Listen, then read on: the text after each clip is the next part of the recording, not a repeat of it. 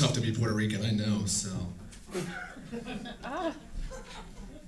Okay, so I saw the weirdest thing whenever I was driving on Route 30 the other day, and I don't know if you guys have ever seen this, actually. You know there's like little ribbons they put on the back of cars, those magnetic ribbons that they put for, like, you know, AIDS awareness and stuff like that. I saw one, it was a black ribbon that said, "Stop porn."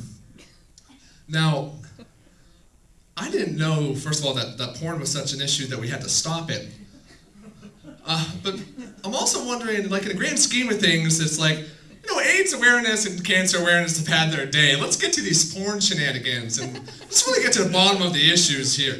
Now, did that guy drive and figure a porn star was going to drive by his car and be like, whoa, you know, that's a good point. I should go back to school and get my degree or something like that. And then, you know, is there like a porn awareness month? I mean, there's like breast cancer awareness month. Is there a porn awareness month? Don't we celebrate that like every month? You realize like your boyfriends are probably celebrating that like right now at home? Like he probably actually celebrates it every day, actually, so. So I got to talk a little Oregon Trail, because that's what I like to talk about, because why not? You love Oregon Trail, you played it like yesterday. So whenever I was growing up, I was really geeky.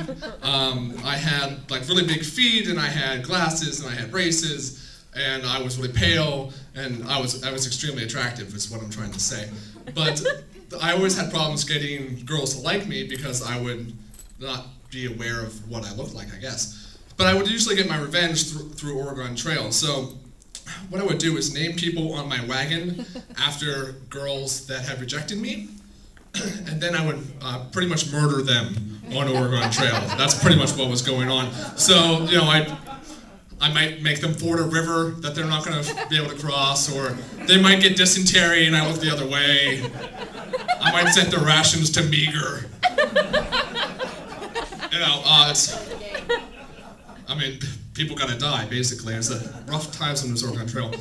And then I used to play that other game kids play all the time. You know that game MASH? You know, mansion, apartment, shack, house, and you put it, yeah, all right, one person, this is fantastic. So you put MASH on top and you put all your different options of what's gonna happen to you in the future.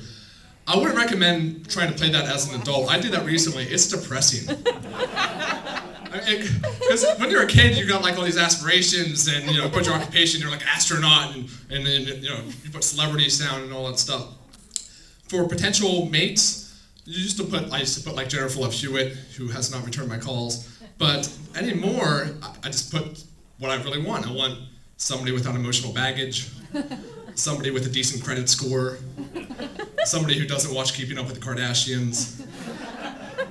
And then it's even worse for the house part of it. So I actually really did play this the other day, and I got an apartment. And you know, you're an adult, when you get the apartment, you're like, wonder what the lease terms are like. Is there like on-site laundry? Is there a pet policy? I got all worked up about my imaginary apartment that I got with Jennifer Love Hewitt. So yeah, well, and I actually always have these imaginary conversations in my head, and that's my big issue. So I'll be like driving to work, and I remember something I had a problem with my boss, and I'll have this huge argument in my head. We're really going at it, and I give it to him, and I storm out, except it's all in my head. But the problem is I'm all worked up about it. So then I walk into work, and my boss is like, "Hey Andy, I got a question." I go, "Shut your mouth!" Oh, my fault. That's my bad. Let's go. We're cool now. It takes me like 5 minutes to realize that we've never actually had that argument. But then the problem is sometimes I don't realize what was an actual argument, what was just in my head. So another issue that I always deal with is, you know, sometimes let's say, for example, my aunt was wondering if I'm going to come out of the closet anytime soon. Considering I'm a straight man, I don't have any plans to come out of any closets of any type. Now, she thought I might be gay because I do a lot of musical theater.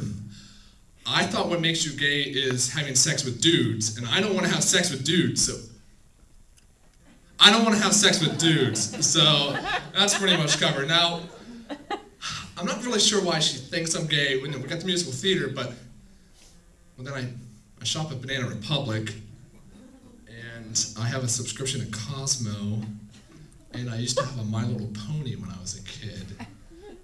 Oh, and I own a Chihuahua. And I watch Grey's Anatomy, and I own a duvet, and I know what a duvet is. One time I walked into my bedroom, and there's this, look on my duvet, you know, the cover for your comforter, and there's this lump in the bed, and the lump is doing like this, just walking around circles, and all of a sudden I hear, ruff, ruff. So while I'm evidently trying to come out of the closet, my Chihuahua was trying to come out of the duvet. He had trapped himself in there. I don't know about you, but Chihuahuas coming out of a duvet sounds a lot air to me. Now, if I really am trying to be accurate, I don't technically have a Chihuahua. My dog Bailey is part Chihuahua, part Dachshund, which is called a Chiweenie. I couldn't believe it myself. I wanted to return him when I found out that's what it's called. And I actually got him because I figured he'd be great to pick up girls. You know, I had this cute little dog, and he's not very good at that.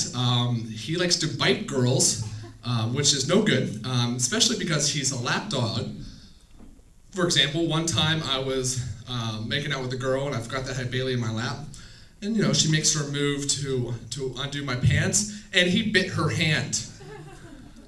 I don't know about you, but there's not a lot of things that kill the mood more than your tiny Mexican wiener dog biting a girl's hand when she's trying to undo your pants. He's kind of like a Venus flytrap down there. He just kind of waits and hovers. And although Venus flytraps, they like to eat flies, he likes to go after girls trying to put down my fly, actually. So, all right, folks, that's all I got. Have a good one, okay? Thanks.